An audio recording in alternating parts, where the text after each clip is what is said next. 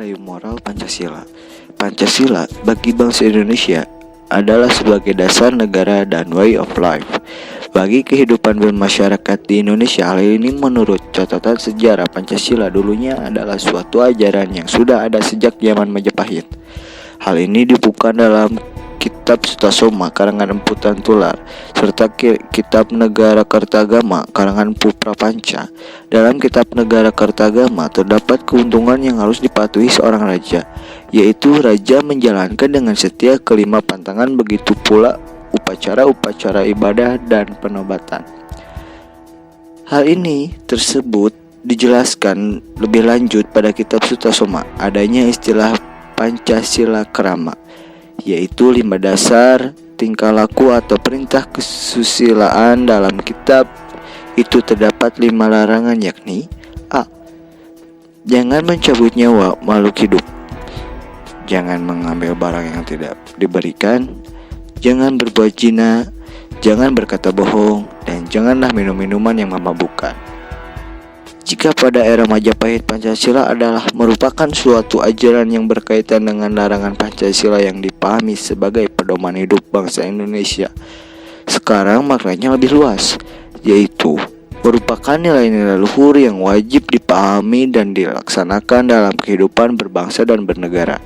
Pancasila yang dikukuhkan dalam sidang 1 dari BPUPKI pada tanggal 1 Juni 1945, serta pada sidang BPUPKI telah menerima secara bulat Pancasila itu sebagai dasar negara Indonesia merdeka. Dalam keputusan sidang PPKI kemudian pada tanggal 18 Agustus 1945, Pancasila tercantum secara resmi dalam pembukaan UUD RI dan Undang-Undang Dasar 1945.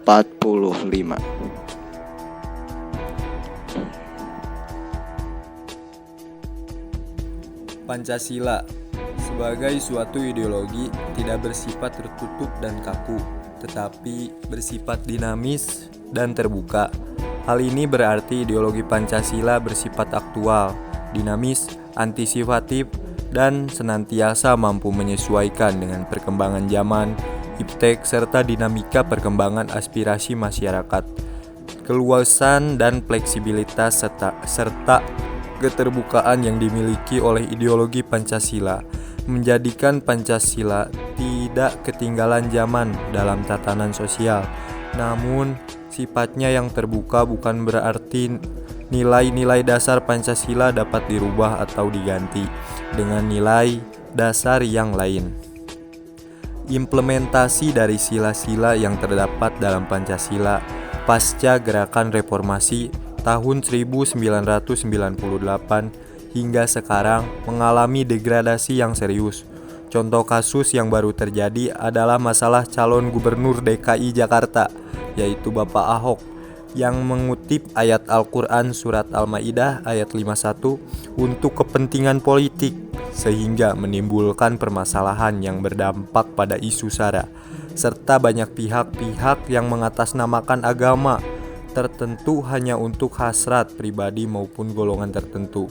Perilaku tersebut sudah jelas bertentangan dengan beberapa sila yang tertuang dalam Pancasila, yaitu ketuhanan yang Maha Esa, di mana pada sila ke-1 ini semua orang berhak memeluk agama tanpa ada paksaan dari pihak lain, tidak boleh menistakan agama lain, dan menjunjung tinggi kerukunan umat beragama.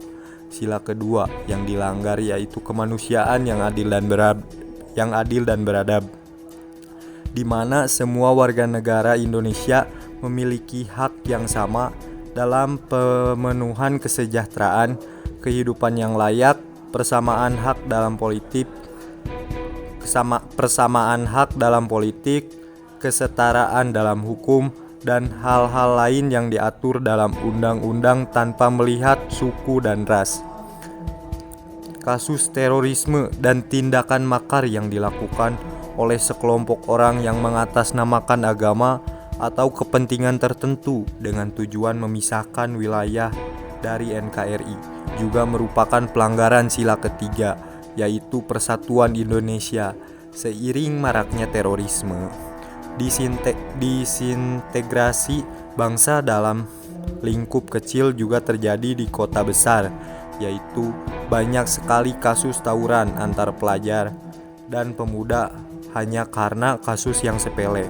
Disintegrasi bangsa juga bisa tersulut dengan kasus bullying melalui media sosial, kemudian adanya saling hujat antar individu yang akhirnya merambat dalam lingkup kelompok.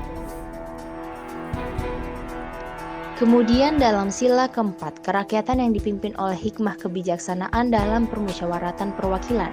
Banyak sekali terdapat kasus yang menunjukkan penurunan nilai tersebut.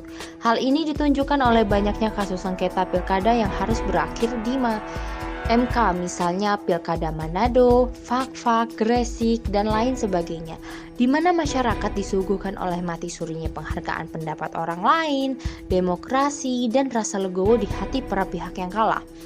Banyaknya sengketa pilkada sebagai contohnya menunjukkan bahwa masyarakat Indonesia mengalami penurunan pendewasaan politik. Semua sengketa tidak diutamakan diselesaikan dengan musyawarah untuk mencapai mufakat, tapi masyarakat banyak yang melakukan bypass dengan demonstrasi, anarkisme, dan aroganisme demi terpenuhinya tuntutan yang kadang dipaksakan. Keadilan sosial bagi seluruh rakyat Indonesia yang merupakan sila terakhir dalam Pancasila, tujuan secara umumnya adalah pemerataan kesejahteraan dan keadilan sosial bagi seluruh negara Indonesia. Rakyat Indonesia berhak mendapatkan penghidupan yang layak, penghormatan terhadap HAM, perlindungan keamanan dan hukum, lingkungan sosial yang sehat, dan hal lain berkaitan dengan kesejahteraan seluruh warga negara. Namun hal tersebut salah satunya dicederai dengan tingginya angka korupsi di Indonesia, seperti yang ditunjukkan pada Lembaga Transparansi Internasional. Peringkat korupsi di Indonesia pada tahun 2015 berada di posisi 88 dari total 168 negara yang dijadikan ukuran. Hal ini termasuk cukup tinggi dari data yang tersebut. Dari data terbaru, Komisi Pemberantasan Korupsi (KPK) menetapkan Wali Kota Madiun Bambang Irianto sebagai tersangka kasus dugaan korupsi pembangunan Pasar Besar Kota Madiun pada hari Senin. Lalu, jika kita merunut kasus korupsi yang melibatkan oknum pejabat politik, seringkali tidak terselesaikan dengan baik, seperti Wisma Atlet yang belum bisa menyeret pemain besarnya, kasus BLBI, kasus Bank Senturi, dan kasus lain yang diduga melibatkan oknum pejabat penting di negara Indonesia. Kunci dalam pengimplementasian Pancasila dalam kehidupan bernegara dan berbangsa di Indonesia adalah harus adanya integrasi nilai-nilai yang ada dalam Pancasila ke dalam seluruh aspek kehidupan di masyarakat, yaitu sistem pendidikan, sistem politik, pertahanan keamanan, sistem ekonomi dan kehidupan sosial, berbangsa dan bernegara. Dengan terintegrasinya Pancasila, maka transformasi menuju bangsa yang makmur, sejahtera, dan berbineka tunggal ika akan lebih cepat terwujud dalam kesatuan wilayah Indonesia.